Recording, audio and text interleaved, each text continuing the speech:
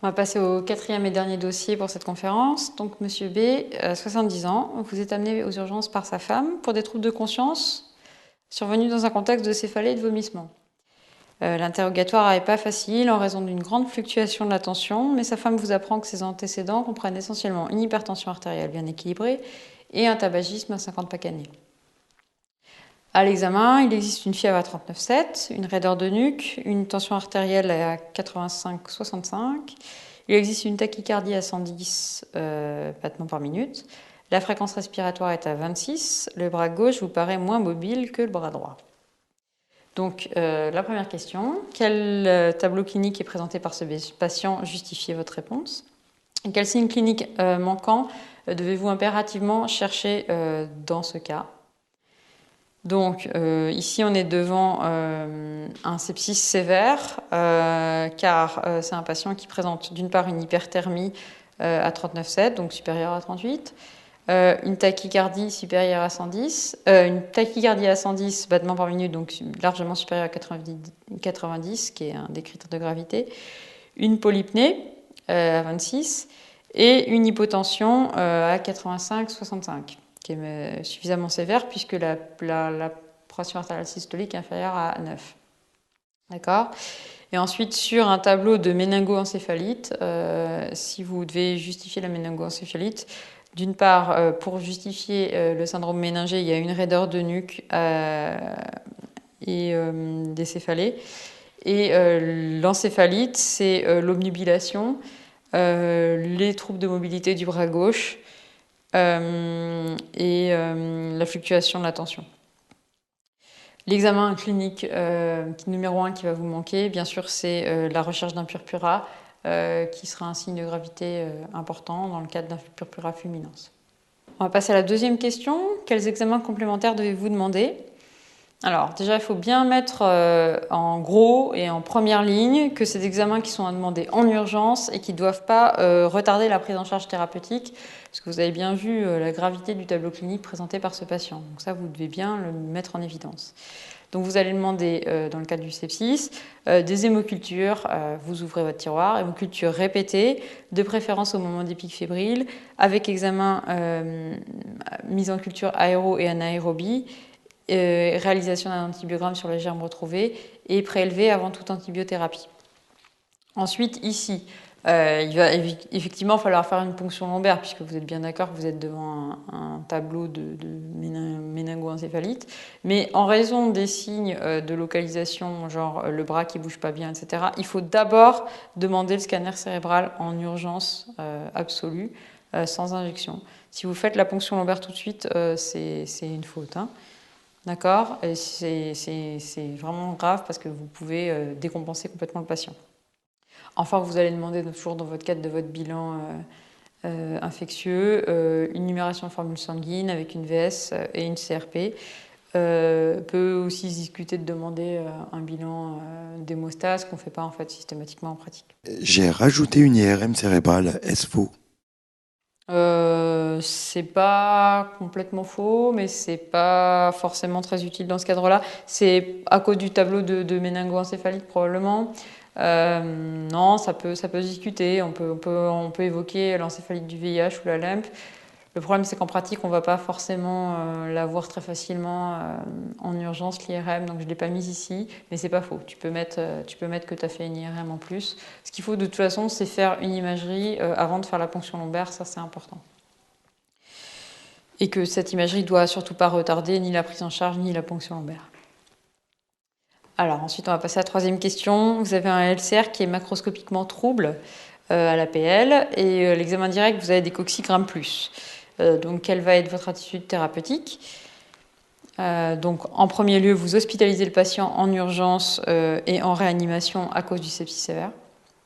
Ensuite, vous techniquez le patient, mise en place d'une voie veineuse périphérique avec une oxygénothérapie aux lunettes, très bien. Vous corrigez les signes de choc, comme je vous ai déjà dit. Donc, vous remplissez par cristalloïde ou colloïde avec 500 ml sur 20 minutes, par exemple, en IVL. Ensuite, vous débutez votre antibiothérapie probabiliste avant les résultats des bactériologiques, mais après les prélèvements. Donc cette antibiothérapie ici, elle va associer une céphalosporine de 3e génération comme du céfotaxime 200-300 mg kg sur 4 prises, plus de la vanco à 40 à 60 mg kg en continu. Ensuite, vous rajoutez le traitement symptomatique avec des antalgiques antipyrétiques, votre ami le paracétamol 60 mg kg jour. Vous faites une surveillance clinique et paraclinique de la tolérance et de l'efficacité du traitement. Et ici, ça va donc être principalement de surveiller les signes de choc, le pouls, la tension, la température et l'état de conscience et les signes de localisation. Ici, il s'agit donc d'un pneumocoque. De façon probabiliste, étant donné qu'on a dit qu'à l'examen direct, il y avait des coccigrammes plus, oui, on va estimer que c'est un pneumocoque. Surtout que ça va bien avec le reste du tableau clinique qui est quand même assez cogné. Alors, la question suivante, c'est donc la question 4. Les choses rentrent dans l'ordre progressivement. Donc au décours de cet épisode aigu, vous avez demandé un examen ORL complet pour ces patients qui est laissé à votre interprétation. Donc comme je vous l'ai dit précédemment, vous commencez par 1. Pas paniquer devant la photo, 2. Dire ce que c'est. Donc là manifestement ça ressemble à une otoscopie. Effectivement elle est moche mais c'est une otoscopie. Alors on va progressivement dérouler les cases qu'on a dit tout à l'heure. Donc essayer de dire le côté. Bon là on n'y arrive pas très bien, c'est pas très facile, je suis d'accord, mais c'est le côté droit. Parce que votre manche du marteau il regarde vers l'arrière. C'est le côté droit. Bon, essayez de l'admettre. Si vous ne savez pas, vous ne savez pas. Si vous ne savez pas et que derrière, comme dans le cas présent, il y a un scanner d'un seul rocher et que c'est le rocher droit, je vous conseille de revenir à la question d'avant et de dire que c'était une oreille droite. C'est pas interdit des intelligents. Alors, donc, qu'est-ce que vous voyez sur cette otoscopie? Donc, c'est l'oreille droite. Vous pouvez écrire, vous ne voyez pas les reliefs du marteau, puisqu'on ne les voit pas. Ensuite, vous pouvez dire que vous ne voyez pas le triangle lumineux, puisqu'on ne le voit pas. Ensuite, vous pouvez dire que la couleur du tympan n'est pas normale, puisqu'il est mat, foncé, grisé, opaque, et pas du tout transparent, pellucide comme d'habitude. Donc ça, c'est pas non plus normal. Enfin, la 4e chose, c'est donc la perforation. Alors ici, vous n'avez pas une perforation, mais vous avez une croûte. Et en fait, une croûte, c'est un peu comme une perforation. Donc, il faut que vous mettiez que vous avez une croûte aticale ou une croûte du cadran supérieur ou une croûte au niveau de la pars flaccida, qui est donc cette partie de la membrane tympanique qui est un peu moins tendue que le reste, qui est donc au-dessus du manche du marteau, qui est l'endroit favori où se logent les cholestéatomes. Et donc cette croûte au niveau de la pars flaccida, elle est très évocatrice d'un cholestéatome de l'oreille droite. N'oubliez pas, s'il vous plaît, de mettre le côté, de trouver le côté d'une façon ou d'une autre, soit en examinant votre otoscopie, soit en réfléchissant un peu avec le reste du dossier. Donc, on va continuer et passer à la question 5, où on vous a mis un autre examen complémentaire très méchant. Vous complétez donc votre examen clinique par cet examen complémentaire, décrivez-le, et que pouvons-nous en conclure par rapport à l'épisode précédent? Alors, je vous ai dit précédemment qu'il fallait commencer par dire ce que c'était quand on vous donnait un examen complémentaire. Donc là, il s'agit d'un scanner du rocher droit, comme vous le voyez sur ce côté-là. Honnêtement, le scanner du rocher, c'est quand même vraiment très méchant de vous mettre ça. Parce que c'est pas quelque chose qui est très facile à lire. Il y a des internes d'ORL qui savent pas les lire, il y a des chefs d'ORL qui ont un peu oublié comment on faisait. C'est pas si jamais vous avez un scanner ORL, un scanner des rochers qui tombe, il y a 2 choses qu'il faut que vous sachiez. La première chose, c'est que vous n'allez pas être le seul à paniquer devant. La deuxième chose, c'est que forcément, ça va être un truc énormissime. Donc, il faut essayer de se détacher un petit peu de tout ce que vous ne savez pas sur le scanner des oreilles et essayer de regarder s'il n'y a pas un truc qui vous saute aux yeux. Bon. Alors ici, par exemple, il y a quand même un truc qui est quand même assez flagrant, c'est que là, il y a de l'os, là, il y a de l'os, là, il y a de l'os, et puis là, il n'y en a plus. Donc, il y a quand même une très grosse brèche ici du tegmen qu'on voit vraiment très bien, même quand on ne connaît rien au scanner des rochers.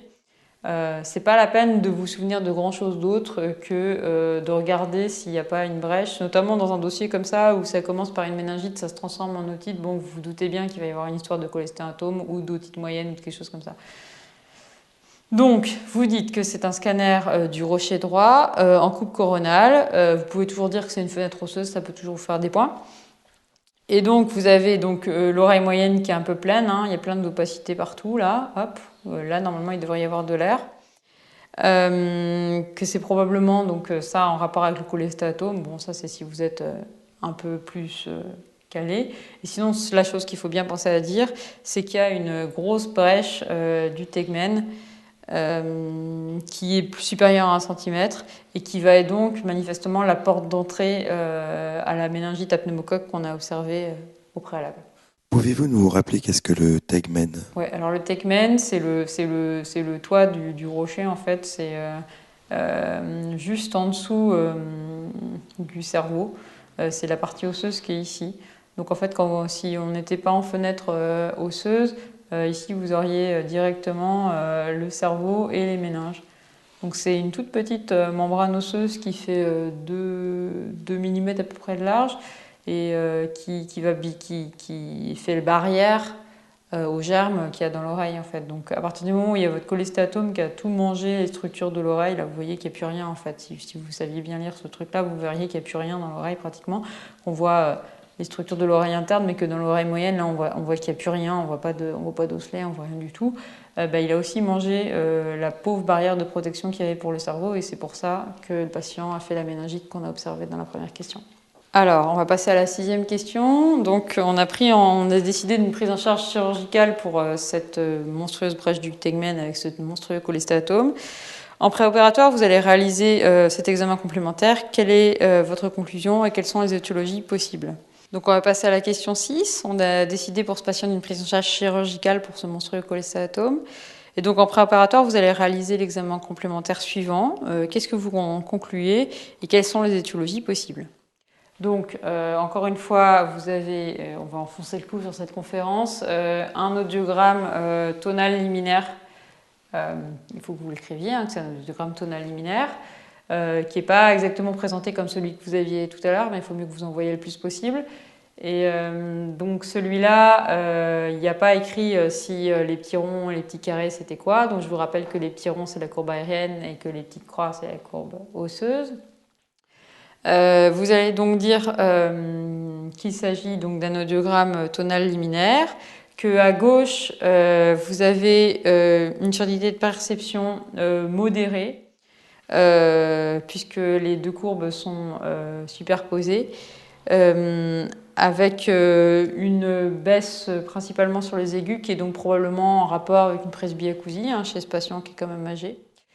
Et à droite, vous avez une courbe qui est complètement plate, avec des seuils complètement abaissés. Il s'agit donc d'une cophose. Une cophose, c'est une surdité complète. Plus de 90 décibels de perte, c'est une cophose.